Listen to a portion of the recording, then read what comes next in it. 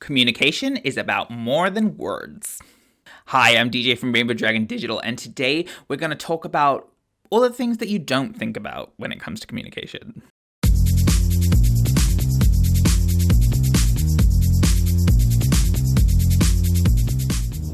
If you haven't subscribed to my YouTube channel already, please do. It will help me out loads, and if you click the bell, you'll be notified when I release new videos. So my friend knows when his dog needs to pee versus wants food versus, is just kind of annoyed at him. And he can identify this from the kind of whine that the dog makes, like the kind of sound that the dog makes. And, I remember my boyfriend talks about how he forgets that his childhood dog couldn't actually speak because he felt like he had actual conversations with his dog.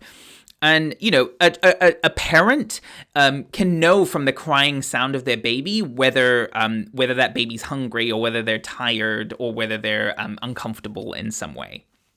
And so these are all examples of where words weren't needed in order to communicate. And I think this is really, really important as a concept in that we as human beings, the way our brains function is that we are able to understand things about, in the way we're communicated to that don't involve words, but still communicate things. And what's really, really important, especially in all of those examples I gave you, is that a lot of the communication that happens outside of words are generally not like logical arguments or things like that, but they're communicating wants or needs or fears or frustrations. And if you've been following my videos for a while, you might know where I'm going with this. In your business, the first thing you need to do is identify your target person. Right? And you need to understand them not just on a demographic level, you need to understand their wants, needs, fears, and frustrations. Once you really get to understand that depth of that target person, really understand their wants, needs, fears, and frustrations, then you can start communicating to them that you understand those wants, needs, fears, and frustrations first off. And you also start communicating to them that you're going to satisfy those wants or needs or alleviate those fears or frustrations.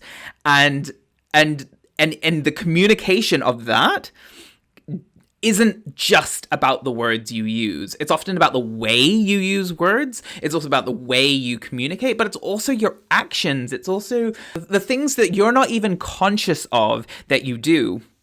And so when you've actually sat down to understand their wants, needs, fears, and frustrations, you might automatically start communicating that you understand them just because it's in the back of your brain, and the human brain manages to do so much stuff unconsciously that we exchange with each other.